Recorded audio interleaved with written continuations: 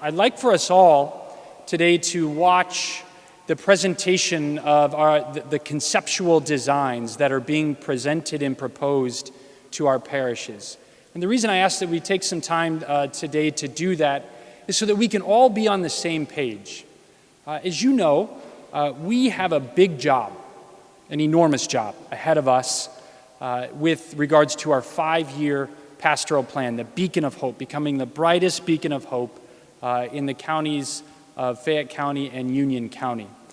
And in that plan, we have articulated that we want to be more outreaching to our communities. We want to evangelize and invite more people to become Catholic. We want to welcome home fallen away Catholics. We want to ensure that our youth and our young adults in particular always feel like they have a place here at St. Gabriel and at St. Bridget. We want to build better community amongst ourselves. We want to empower our school to continue to grow and to become even better than what it already is.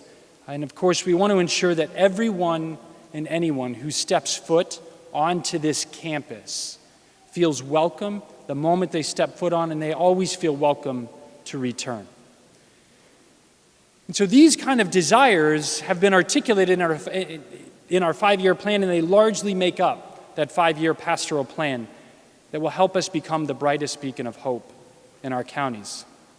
And so out of that plan and the preceding year-long process that we've gone through, a process of surveys, a process of town hall meetings, a process of prayer, a process of discussion, lots of input, through that year-long process, we now have 2 conceptual designs proposed to us by Chameleon Architecture that led us through that year-long process.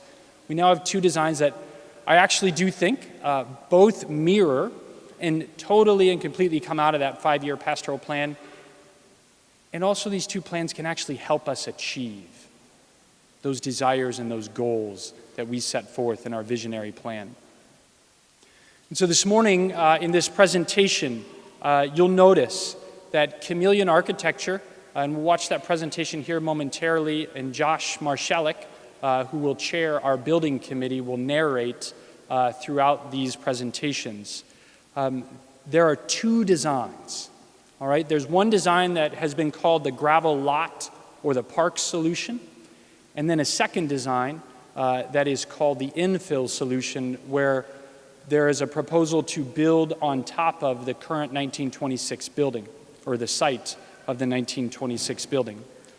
Both of these conceptual plans, and we have, are approximately the same cost, and that's per a reputable contractor out of Ohio. Both are approximately the same cost, and both are, in truth, within our reach, even if it's a bit of an extended reach right now. The difference between the 2 is one could perhaps be phased. The other one, it's going to be really difficult to phase. But both are within our reach, and both cost approximately the same. So our task right now really, and what I'm asking us to all discern and begin to pray about and talk and discuss amongst ourselves for the next week and a half or so, is which of these 2 designs do we prefer?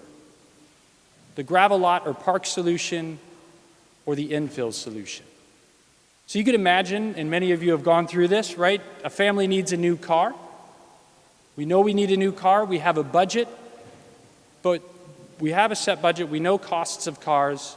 The way we're going to decide which car we choose is based on the features that meet our needs best. And so that's kind of the stage, or the stage we're at right now, is just picking that direction. Which of these 2 designs meet those and our needs best and the needs of our plan? And it's important to realize too, before I flip it over to Josh, is this design, both designs are just simply conceptual, okay? Don't pay so much attention to furniture and details and things like that. Pay attention more to the features. And understand too, between the 2 designs, that these features, some of them at least, are interchangeable, like where the kitchen is, or where the stage is, where bleachers are placed, where storage might be. So just keep in mind that some of these things are interchangeable and that this is a conceptual design. When we get into the details, and we are going to be seeking a ton of input from you as we move forward in this process, that time will come. So at this time, I'd invite Josh Marszalek to begin presenting our conceptual designs. Thank you, Father. I'm going to click play here and narrate the video that was presented last week or the week before. The first concept that we're going to view is the park solution or the gravel lot solution. You can see where this is the overall kind of view. As we come through, you notice how the idea of reusing the limestone entrance from 1926 to maintain a gateway into our campus through wrought iron fencing that still provides security, but transparency as well. On the left, you can see a new narthex, and on the right, you can see a new parish life center, and they face each other and kind of speak to each other through these peaked forms. On either side of these peaked forms are restrooms. You can imagine that this gate might have a stage in the back, and this open park space is also place for gathering, place for meetings, place for education for the school. So in a lot of ways, the footprint of the 1926 building, the spirit of it continues on through this park. We're kind of gliding over to the north end of the narthex now, and you see a covered entry drop-off for the church. Large covered space.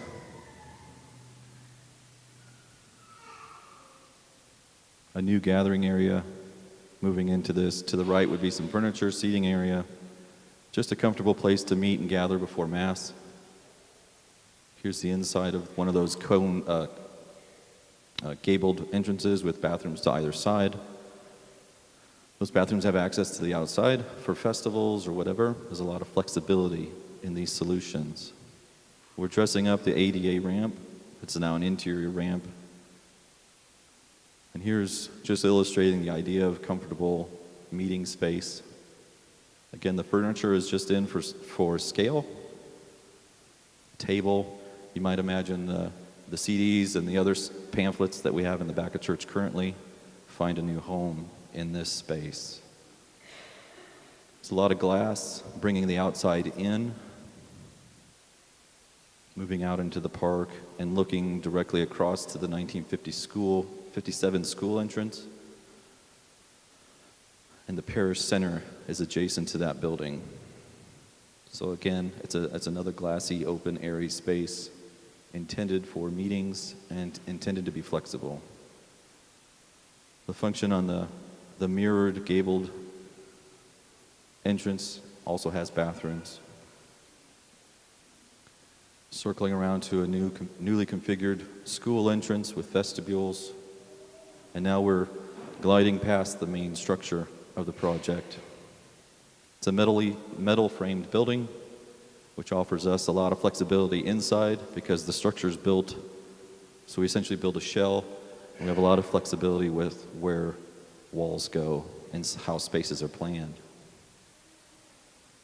Moving into the school and parish community center's covered entrance. You can see directly ahead the parish center,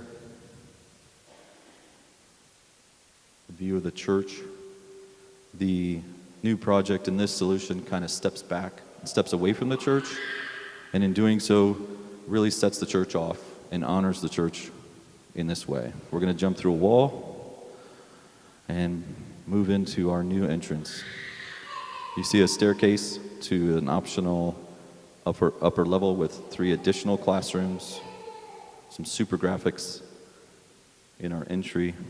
This is our cafeteria. You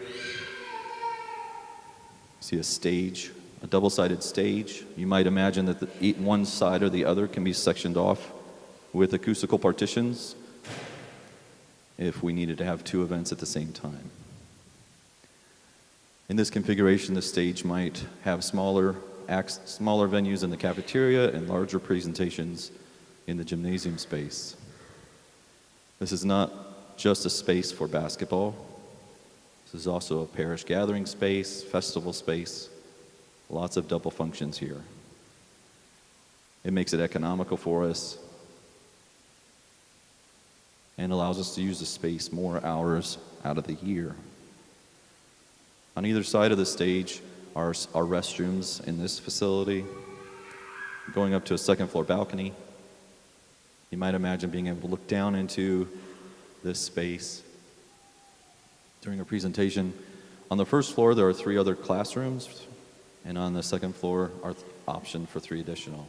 The kitchen is there in the garage door there. It's as big or bigger than the current kitchen we have.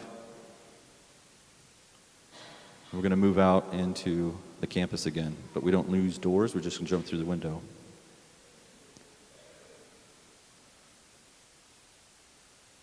Now we're going to take a tour through the parish center. You see on the left there one of the book ornaments from the 1926 building. This is just to convey the idea that there's plenty of opportunity to use much of the ornament throughout this project. Again, this furniture is there for scale. Plenty of opportunity to change these arrangements to formal meeting spaces, tables and chairs, or however we decide. You'll see that these are 3 separate meeting rooms that are open to each other through glass and doors. So you can imagine 3 separate meetings or one flowing event. Bereavement dinner are among the possibilities. This is a vestibule too, looking into a smaller meeting space. This vestibule is the exit from the 1957 building. And this is a good view of the church in this concept that we're standing back, and the church gets a lot of breathing room in this concept. Now we're kind of floating up to get an overall view of the campus. Some symmetry borrowed from the church plan is applied to the campus, where the Parish Life Center wing kind of collects the three different cousins. In this concept, the parking is interrupted and affected, but we haven't put numbers to exactly how that's done, how much effect. There's also the playground is affected, but these 2 issues are not insurmountable, and we don't necessarily address these issues in conceptual design. These are things that we believe are solvable and will be addressed through schematic design and design development. The metal building is nice metal. There's a big range in metal siding, especially when it comes from agricultural through commercial metal siding. It's an infill design solution, kind of self-explanatory. It fills in the space. We have a community space that's rotated to the 9th Street. It is also very glassy and transparent. That's kind of an advertisement to the public of how vibrant our parish is. Kind of moving in, looking straight at a classroom. In this situation, the classrooms, the 3 that were programmed, are directly adjacent to the 1957 building. Moving into what is a cafeteria. Notice the garage doors across the way, large openings possible to open that narthex up into the cafeteria. There's a lot of flexibility in these plans. In this solution, the kitchen is in the middle. It is pulling double duty for the gym and the cafeteria, just kind of offering a different idea in this solution. This is another different application to the 1926 entry, letting it become a presentation stage. Just the idea that we are very interested in using those historical pieces to honor our heritage. This Parish Life Center, you might imagine, could be divided by folding partitions. But again, it's a warm, inviting space, accented with wood. Just the idea of breaking up large expanses of drywall.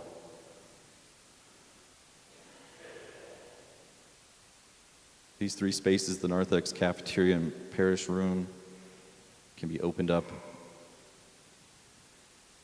Gymnasium's idea of a stage in the gymnasium area, clearly not finalized, but this guy's very happy about it. The idea of bleachers, whether they're stationary or retractable, again, that's not conceptual design scope. Those kinds of things are figured out. Those solid doors on either side are restrooms. These garage doors, you might imagine, can be opened up, and you can imagine our festivals flowing from inside to outside in our new campus. It's a newly configured covered entry for the school. In this view, you can see where the classrooms are by the skylights, and those will have direct access to the current school. The 3 classrooms programmed currently are art, science, and music, but certainly they'd be designed to be flexible. Here's an abbreviated covered entrance to the narthex. In this solution, we're just showing something different with 2 double doors. It does cut down on the space, so we can decide and determine if that's necessary. Again, dressing up the ADA ramp. And here's another view of those garage doors, they can be closed or opened depending on what activities we might have. There's a good view of the entrance stage. 1957 access. And then here's a big clock. Let us know when we're late. Or it's not space holder for another kind of artwork. A lot of windows for a lot of natural light.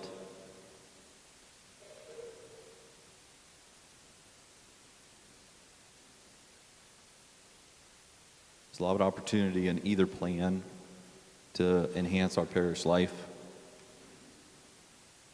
throughout the week, not just on Sundays and other Mass times. A lot of opportunity for gathering between time. As we fly up here and look at the site, you can see that the parking is less affected. Simpler arrangement. You can also imagine between the two now where the infill project is most likely one phase, and the other project, the other solution, might be divided up into 3 separate phases. The main building, the parish center, and the narthex. This concept kind of shows them all together. And that's it. Happy Mother's Day.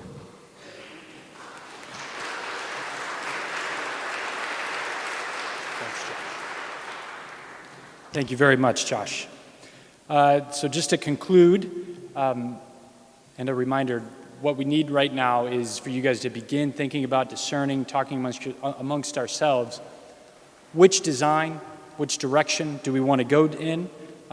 In your pews today, there are handouts that I asked, each family take one of those handouts home. On that handout is kind of the pros and cons list that the architect has developed for us for the pros and cons list of each, the gravel lot or park solution, the infill solution. As well as on the right side of the front page, there's next steps. We have myself, Josh, Doug Beal, our business manager, Pam Rader, and our school principal, Miss Sue Barth.